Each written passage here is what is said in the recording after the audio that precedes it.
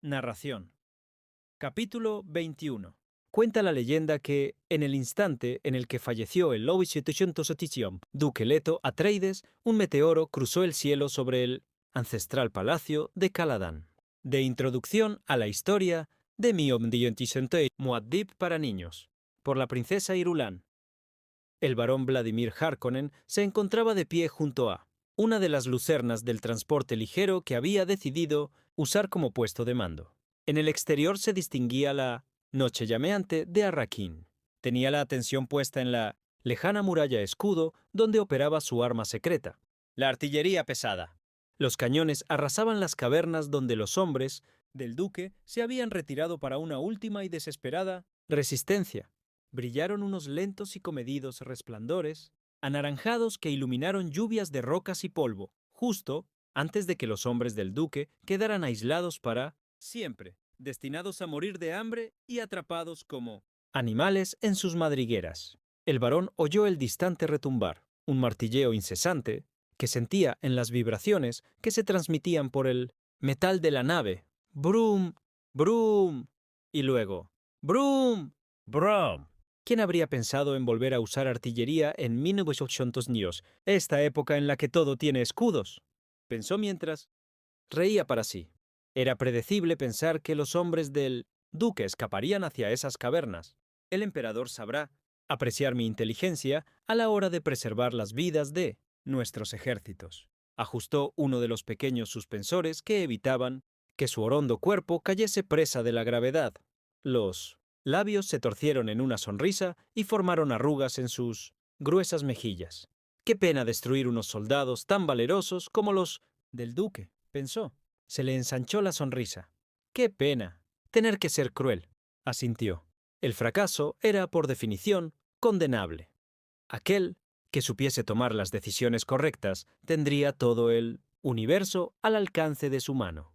Había que dejar en evidencia a los conejos más inseguros para que se escondieran en sus madrigueras. De otro modo, ¿cómo podría uno controlarlos y criarlos? Imaginó a sus soldados como abejas que dirigían a su antojo a los conejos. Y pensó, me encanta el zumbido de las abejas cuando sabes que están bajo tus órdenes. Se abrió una puerta detrás de él. El varón examinó el reflejo en la oscura lucerna antes de darse la vuelta. Peter de Vries entró en la estancia seguido por un man. Kudu, el capitán de la guardia personal del varón. Había más hombres al otro lado de la puerta, rostros de corderillo que se sometían en su presencia. El varón se dio la vuelta. Peter se llevó un dedo a un mechón de cabellos para dedicarle un saludo burlón. Buenas noticias, mi señor. Los Sardaukar han traído al duque. Claro que lo han hecho, gruñó el varón. Estudió la sombría máscara de maldad en el afeminado rostro de Peter. Y también sus ojos. Dos hendiduras de un i, profundo azul sobre azul. Pronto tendré que deshacerme de él, pensó el varón. Dentro de poco ya no me será útil y se convertirá en un peligro para mi persona. Aún así, antes tendrá que hacerse odiar por el pueblo de Arrakis. Será entonces cuando acojan a mi querido Feyd-Rautha como si fuese un salvador. El varón pasó a fijarse en el capitán de su guardia. Un mancudu, una hilera de músculos marcados en la mandíbula y una barbilla prominente. Era un hombre en el que se podía confiar, ya que sus vicios eran bien conocidos. Primero, ¿dónde está el traidor que me ha entregado al duque? Preguntó el varón. Debo darle su recompensa. Peter giró sobre la punta de sus pies e hizo un gesto a los guardias del exterior. Algo se agitó en las sombras y Yue entró en la habitación. Sus gestos eran rígidos y tensos. El bigote casi le cubría por completo los labios púrpura. Lo único que parecía tener vida eran sus viejos ojos. Yue se detuvo, después de dar unos pasos en la estancia, cuando Peter se lo indicó y se quedó mirando con fijeza al varón a través de la distancia vacía que los separaba. Ah, Dr. Yue, mi señor Harkonnen. Me han dicho que nos habéis entregado al duque. Era mi parte del trato, mi señor. El varón miró a Peter. Peter asintió. El varón volvió a mirar a Yue. Lo has cumplido al pie de la letra, ¿eh? ¿Y yo qué debía hacer a cambio? Espetó las últimas palabras. Lo recordáis muy bien, mi señor Harkonnen. Yue se permitió un momento para volver a pensar, mientras oía los relojes resonando en su mente. Había visto sutiles pruebas de la traición del varón en sus gestos. Juana estaba muerta y no podía hacer nada para salvarla. De no ser así, aquel hombre habría buscado la manera de mantener controlado al débil doctor. La actitud del varón dejaba claro que no había esperanza. Todo había llegado a su fin. ¿De veras?, dijo el varón. Prometisteis librar a mi Juana de su agonía. El varón asintió. Oh, sí, ahora lo recuerdo. Eso fue lo que dije. Eso te prometí. Fue así como conseguimos superar el condicionamiento imperial. No podíais soportar ver a vuestra bruja Bene Gesserit retorcerse en los amplificadores. De dolor de Peter. Pues bien, el barón Vladimir Harkonnen siempre cumple sus promesas. Os dije que la libraría de su agonía y que permitiría que os reunierais con ella. Así sea. Levantó una mano hacia Peter. Los ojos azules de Peter le dedicaron una mirada impertérrita. Realizó un movimiento súbito y felino. El minucioso socio, cuchillo resplandeció como una garra en su mano antes de hundirse en la espalda de Yue. El anciano se embaró sin dejar de mirar al varón. Ahora reúnete con ella, restalló el varón. Yue permaneció en pie tambaleándose. Sus labios se movieron con lenta precisión y su voz resonó con una extraña cadencia comedida. ¿Creéis que me habéis destruido? ¿Creéis que...? No, sabía que tenía que sacrificar por mí. Juana cayó sin doblar ni flexionar el cuerpo. Cayó como un árbol. Reúnete con ella, repitió el varón. Pero sus palabras sonaron como un tenue eco. Yue había suscitado en él un presentimiento. Centró la vista en Peter y vio cómo limpiaba la hoja con un trapo, mientras una profunda satisfacción se reflejaba en sus ojos azules. Así es como asesina, pensó el varón. Es bueno saberlo. ¿De verdad ha traído al duque?, preguntó el varón. Así es, mi señor, dijo Peter. Pues tráelo. Peter miró al capitán de la guardia, que se dio la vuelta para obedecer. El varón bajó la mirada hacia Yue. Por la forma en la que había caído, uno podía llegar a pensar que sus huesos estaban hechos de roble. No puedo permitirme confiar en un traidor, dijo el varón, ni siquiera en uno creado por mí. Contempló la noche al otro lado de la lucerna. El varón sabía que ahora aquel enorme toldo negro de quietud era todo suyo. Dejó de oír el martilleo de la artillería contra las cavernas de la muralla escudo. Las bocas de las madrigueras habían quedado selladas. El varón sintió de repente que no había nada más hermoso que esa oscuridad absoluta. Avaláis menos que fuese algo blanco sobre ese negro. Un blanco resplandeciente sobre ese negro. Un blanco del color de la porcelana. Pero aún sentía dudas. ¿Qué había querido decir ese doctor viejo e imbécil? Sin duda sospechaba lo que le iba a ocurrir al terminar. Pero aquella frase, «¿Creéis que me habéis destruido?», ¿qué había querido decir? El duque Leto Atreides cruzó la puerta. Llevaba los brazos atados con cadenas y tenía el rostro de águila, manchado de tierra. Su uniforme estaba desgarrado en el lugar en el que alguien le había arrancado la insignia. Otros jirones en su cintura indicaban que alguien le había arrancado el cinturón escudo sin desabrocharlo del pantalón. Sus ojos estaban vidriosos, su mirada enloquecida. «Vaya», dijo el varón. Titubeó y respiró hondo. Se dio cuenta de que había alzado mucho la voz. Aquel momento que tanto tiempo había esperado perdió parte de su encanto. «Maldito sea ese doctor por toda la eternidad. Parece que nuestro buen duque está drogado», dijo Peter. «Así es como lo ha entregado Yue». Se giró hacia el indistinto. «Duque, ¿estáis drogado, mi querido duque?». La voz sonó muy lejana. Leto era capaz de sentir las cadenas, el dolor en los músculos, los labios cortados, las mejillas ardiendo, la reseca sensación de la sed que le atenazaba la garganta. Pero los sonidos le llegaban, ahogados, como a través de una espesa capa de algodón. Una capa que solo le permitía distinguir formas inciertas. ¿Y la mujer y el chico, Peter?, preguntó el varón. ¿Todavía no se sabe nada de ellos? Peter se humedeció los labios con premura. ¿Sabes algo?, restalló el varón. ¿El qué? Peter miró al capitán de la guardia y luego volvió a 180 sorpas dirigirse al varón. Los hombres que tenían que encargarse de ellos, señor, pues, los han encontrado. Muy bien. y han informado de que todo ha salido bien. Los han encontrado muertos, mi señor. La cara del varón se puso roja de furia. ¿Y la mujer y el chico? Ni rastro, mi señor. Pero había un gusano.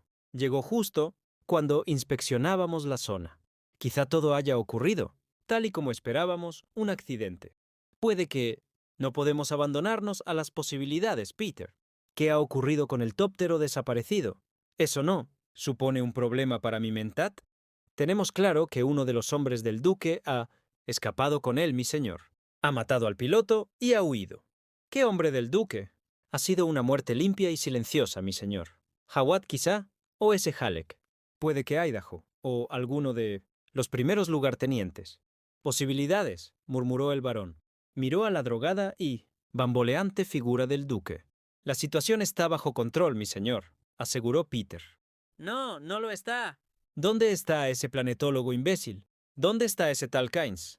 Nos han dicho dónde encontrarlo y hemos enviado hombres a por él, mi señor. No me gusta la manera en la que nos está ayudando. Ese siervo del emperador, gruñó el varón. Las palabras atravesaban a duras penas la capa de algodón, pero algunas ardían en la mente de Leto. La mujer y el chico. Ni rastro. Paul y Jessica habían escapado. Y Howard, Halleck y Idaho estaban en paradero desconocido. Aún había esperanza. ¿Dónde está el anillo ducal? Preguntó el varón. No, lleva nada en el dedo. El Sardaukar dice que no lo llevaba cuando lo capturaron, mi señor, respondió el capitán de los guardias. Has matado al doctor demasiado pronto, dijo el varón. Ha sido un error. Deberías haberme advertido, Peter. Has actuado de manera muy precipitada en detrimento del bien de nuestra empresa. Frunció el ceño. Posibilidades. El pensamiento se fue abriendo paso en la mente de Leto como una onda sinusoidal. Paul y Jessica han escapado. Pero también había algo más en sus recuerdos. Un pacto. Estaba a punto de acordarse.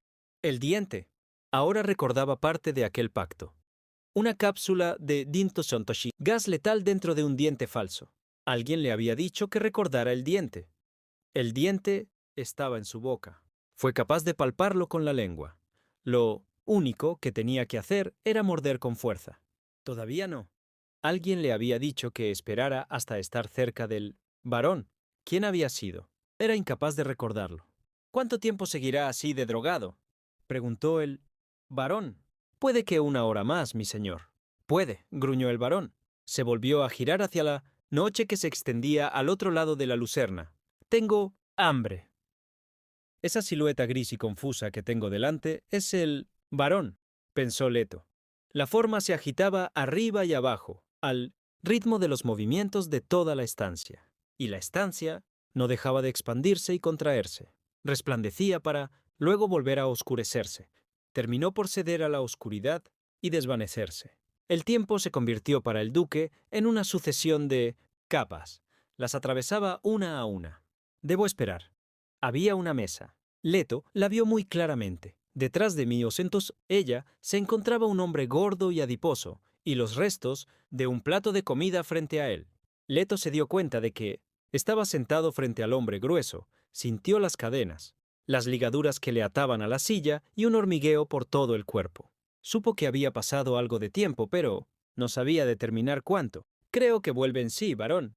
Una voz sedosa. Era de Peter. Ya lo veo, Peter. Un retumbar debajo. El varón. Leto notó que lo que le rodeaba empezaba a adquirir definición. La silla sobre la que descansaba se volvió más sólida y sus ligaduras más cortantes. En ese momento vio con claridad al varón. Leto observó los movimientos de las manos de aquel hombre.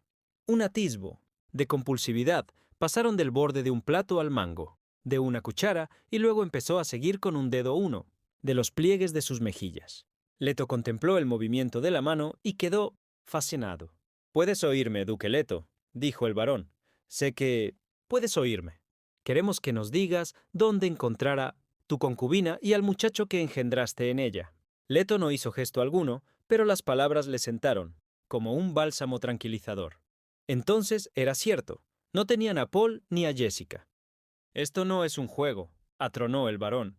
«Lo sabes muy bien». Se inclinó hacia Leto y examinó su rostro. Le irritaba no poder tratar aquel asunto en privado, a solas los dos. Que otros vieran a un noble en tales condiciones creaba un pésimo precedente. Leto sintió que empezaba a recuperar las fuerzas. El recuerdo de ese diente falso resonaba en su mente como una campana en medio de una llanura inmensa. La cápsula, en forma de nervio que había en el interior del diente, el gas, letal. Recordó quién le había implantado el arma mortal en 1900. La boca, Yue. Le sobrevino el vago recuerdo de un cuerpo inerte que arrastraban junto a él para sacar de esa misma estancia. Sabía que era el cuerpo de Yue. ¿Oyes ese ruido, duque Leto?, preguntó el varón. En ese momento, Leto oyó un ahogado croar que parecía el zumbante gimoteo de alguien que agonizaba. Hemos capturado a uno de tus hombres disfrazado de Fremen, dijo el varón. Nos ha sido fácil descubrirlo. Los ojos, como era de esperar. Insiste en afirmar que lo enviaron a vivir entre los Fremen para espiarlos. Pero, querido primo, he vivido en este planeta el tiempo suficiente. Uno no espía a esa escoria del desierto.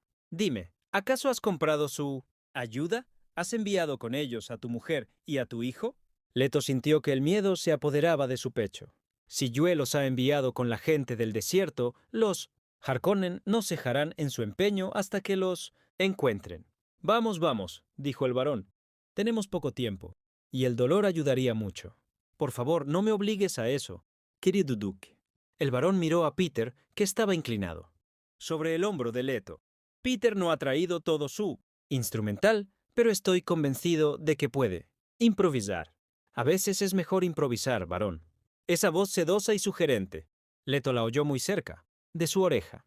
Tenías un plan de emergencia, dijo el varón. ¿Dónde has enviado a tu mujer y al chico? Miró la mano de Leto. ¿No llevas el anillo? ¿Lo tiene el chico? El varón levantó la vista y clavó la mirada en los ojos de Leto. No respondes, dijo. ¿Vas a obligarme a hacer algo que no deseo? Peter usará métodos simples y directos. Yo también creo que a veces son los mejores, pero no está bien que tengas que sufrir algo así. Grasa hirviendo en la espalda, quizá, o en los párpados, dijo Peter, o tal vez en otras partes del cuerpo. Es particularmente efectivo cuando el sujeto no sabe en qué lugar caerá a continuación. Es un buen método, y las ampollas de pus blanca que se forman en la piel son muy bellas. ¿No es así, varón? Exquisitas, dijo el varón, cuya voz resonó huraña. El tacto de esos dedos.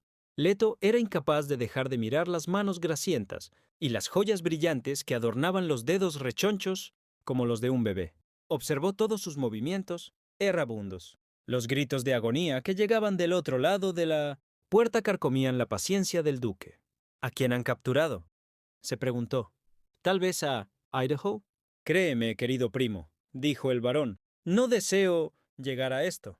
Seguro que cree que sus mensajeros han partido en 1911. Busca de una ayuda que jamás llegará, dijo Peter.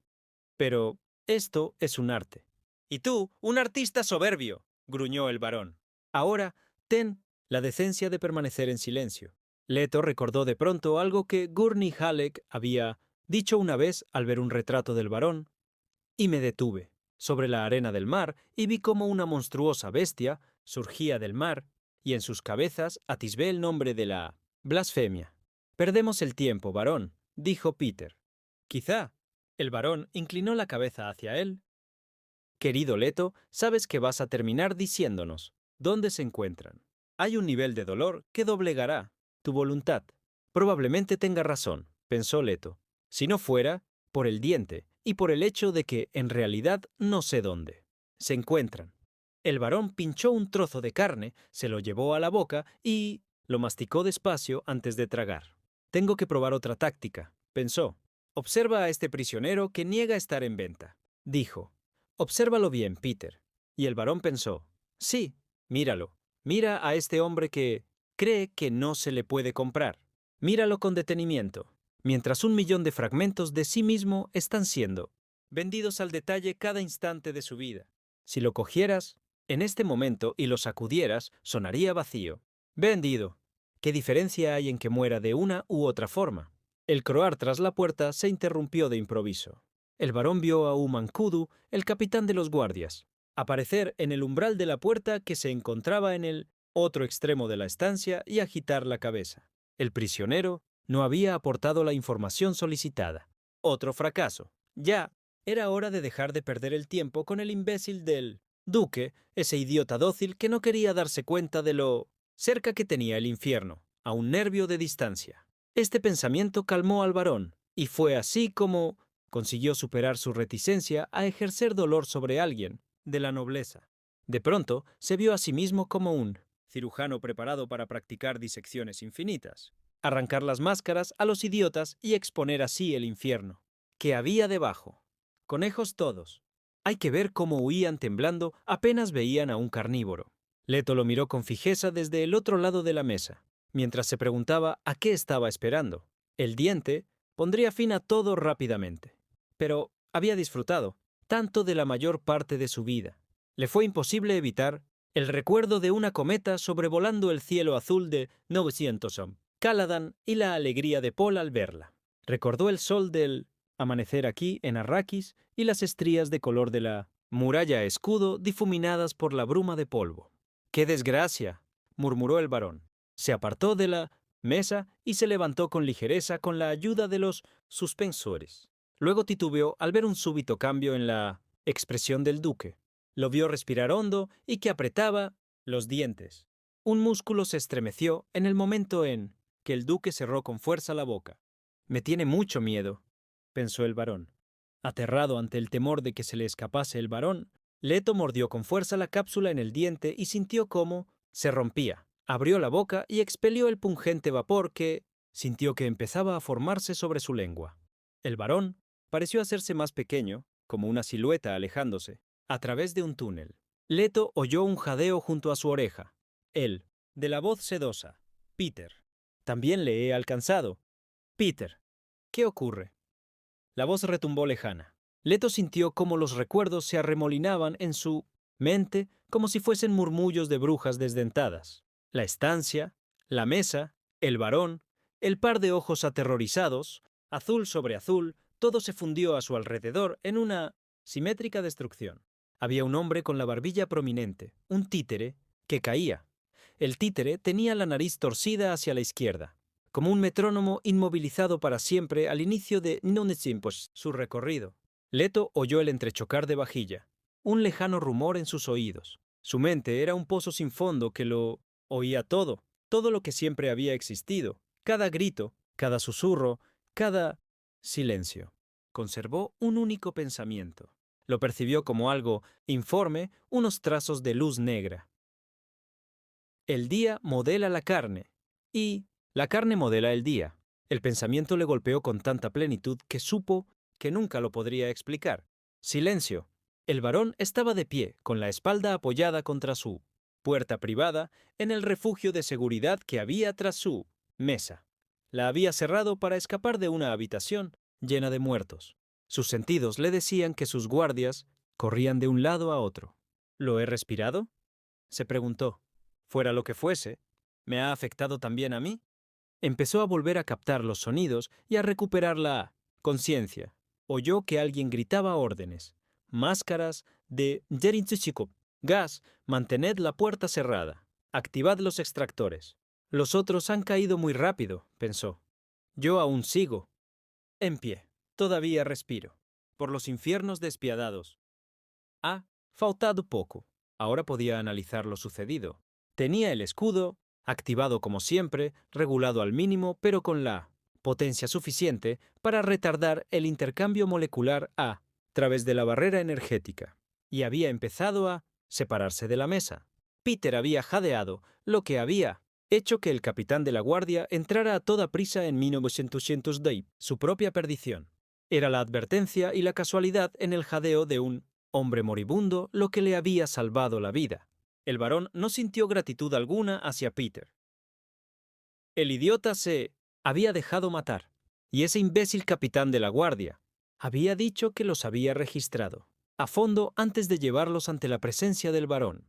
¿Cómo era posible que el duque, sin previo aviso, ni siquiera del detector de venenos que había sobre la mesa, hasta que había sido demasiado tarde? ¿Cómo era posible? Ahora ya da igual, pensó el varón mientras su mente recuperaba la compostura. El próximo capitán de la guardia empezará a buscar las respuestas a estas preguntas. Percibió que había más movimientos al fondo del pasillo, en la esquina, cerca de la otra puerta que llevaba a esa estancia donde reinaba la muerte. El varón se apartó de la puerta y examinó a los sirvientes que lo rodeaban. Todos estaban inmóviles y silenciosos, a la espera de ver cómo reaccionaba el varón. ¿Estará furioso el varón? Fue entonces cuando se dio cuenta de que solo habían pasado unos segundos desde que había escapado de esa terrible habitación. Algunos de los guardias mantenían las pistolas apuntadas contra la puerta. Otros dirigían su ferocidad hacia el pasillo vacío que se extendía hacia la esquina que tenían a la derecha, donde se oían ahora los ruidos. Un hombre apareció en esa esquina con la máscara antigás colgando del cuello y la mirada fija en los detectores de veneno alineados en el pasillo. Tenía el cabello rubio, rostro aplanado y ojos verdes. Unas tenues arrugas partían de su boca de gruesos labios. Parecía una criatura acuática, perdida entre animales terrestres. El varón observó al hombre que se acercaba y recordó su nombre: Nefud, Iaquín Nefud, cabo de la guardia. Nefud era, adicto a la semuta, la combinación de música y droga que uno solo podía experimentar cuando llegaba a los estratos más profundos de la conciencia. Era una información muy valiosa. El hombre se detuvo frente al varón y le dedicó un saludo. Militar. El pasillo está limpio, mi señor. Montaba guardia en el exterior y he pensado enseguida que se trataba de un gas letal. Los ventiladores de vuestra estancia aspiraban el aire de este pasillo. Alzó la vista hacia el detector que se encontraba sobre la cabeza del varón. No haya escapado ni un átomo de gas. Ya hemos limpiado la estancia al Loto Santosantín. Completo. ¿Cuáles son vuestras órdenes? El varón reconoció su voz. Era la misma que había gritado las órdenes. Un cabo eficiente, pensó. ¿Están todos muertos ahí dentro?, preguntó el varón. Sí, mi señor. Bien, tendremos que adaptarnos, pensó el varón.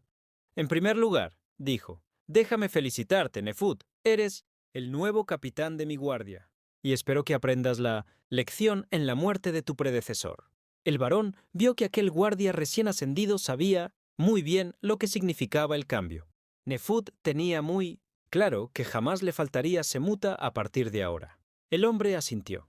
Mi señor sabe que me consagraré por completo a su seguridad. Sí. Bien, a lo que íbamos. Sospecho que el duque llevaba algo en la boca. Descubrirás lo que era, cómo lo ha usado y quién lo puso allí. Tomarás todas las precauciones. Interrumpió el hilo de sus pensamientos al oír una perturbación en el pasillo que tenía detrás. Los guardias de Minuchotzotinto, la puerta del ascensor que conducía a los niveles inferiores de la fragata, intentaban detener a un alto coronel Bashar que acababa de salir de la cabina. El varón no consiguió identificar el rostro del coronel, delgado, con la boca parecida a una hendidura, hecha en el cuero, y unos ojos similares a manchas de tinta. Quitadme vuestras manos de encima, pandilla de Munachicientochento. ¡Carroñeros!, rugió el hombre, que empujó con violencia a los guardias. «Ah, uno de los Sardaukar», pensó el varón. El coronel Bashar avanzó a grandes zancadas hacia el mío Tishomtishim varón, cuyos ojos se cerraron hasta convertirse en dos hendiduras de aprensión. Los oficiales Sardaukar le inquietaban. Tenían un aspecto que los hacía parecer parientes del difunto duque, y sus modales hacia el varón. El coronel Bashar se plantó a un paso del varón con los brazos en jarras. Los guardias se quedaron detrás de él, indecisos. El varón se dio cuenta de que no lo había saludado, propio del desdén en los modales de los Sardaukar, y su inquietud aumentó. Solo había una legión de Sardaukar en el planeta, 10 brigadas que reforzaban las legiones Harkonnen, pero el varón no era imbécil. Sabía que esa única legión era perfectamente capaz de rebelarse contra los Harkonnen y vencer. Decid a vuestros hombres que no intenten impedirme. Que os vea, varón, gruñó el Sardaukar. Los míos os han traído al duque Atreides antes de que pudiera discutir su suerte con vos. Tendremos que hacerlo ahora. No debo perder prestigio ante mis hombres, pensó el varón. ¿Y? Su voz sonó fría y controlada, y el varón se sintió orgulloso de ella. Mi emperador me ha encargado asegurarme de que su Real primo perecerá limpiamente, sin agonía, dijo el coronel Bashar. Esas también son las órdenes imperiales que he recibido yo, mintió el barón. ¿Creéis que iba a desobedecerlas? Debo informar a mi emperador de lo que haya visto. Con mis propios ojos, dijo el Sardaukar. El duque ya ha muerto, espetó el barón, que levantó una mano para despedir al hombre. El coronel Bashar permaneció inmóvil frente al barón. Ni Michichotu, un parpadeo, ni el menor estremecimiento de ninguno de sus músculos indicaron que se había dado cuenta de que le habían indicado que podía marcharse. ¿Cómo? Gruñó. ¿En serio? Esto es demasiado, se dijo el barón. He sido yo mismo, si es lo que queréis saber, continuó. El barón. Envenenado. Quiero ver el cadáver, dijo el coronel Bashar. El barón alzó los ojos al techo y fingió exasperación, mientras la cabeza no dejaba de darle vueltas. Maldición. Este Sardaukar de ojos aguzados va a entrar en la estancia antes de que podamos cambiar. Nada. Ahora, precisó el Sardaukar. Quiero verlo con mis propios ojos. El barón se dio cuenta de que no había forma de impedirlo. El Sardaukar iba a verlo todo. Sabría que el duque había matado a hombres Harkonnen y que él había escapado por poco. Las pruebas de ello serían los restos de la comida en la mesa y el cadáver del duque rodeado de destrucción. Era imposible evitarlo. No quiero excusas, dijo con brusquedad el coronel Bashar. Nadie quiere daros excusas, dijo el barón, que miró a Eimeintoshocito los ojos de obsidiana del Sardaukar. No tengo nada que esconder al emperador. Inclinó la cabeza hacia Nefud. El coronel Bashar quiere verlo todo, enseguida. Que entre por esa puerta que tienes al lado, Nefud. Por aquí, señor, dijo Nefud. El Sardaukar rodeó al barón y se abrió camino entre los guardias, despacio y con porte arrogante. Intolerable, pensó el barón. Ahora el emperador sabrá que le he fallado. Lo considerará un signo de debilidad. Experimentó la agonía al recordar que tanto el emperador como los Sardaukar sentían el mismo desdén por cualquier signo de debilidad. El barón se mordió el labio inferior y se consoló al pensar que al menos el emperador no estaba al corriente de la incursión de los Atreides en Minatsontostiento, Jedi Prime, ni de la destrucción de los almacenes de especia que los Harkonnen tenían allí. Maldito sea ese pérfido duque.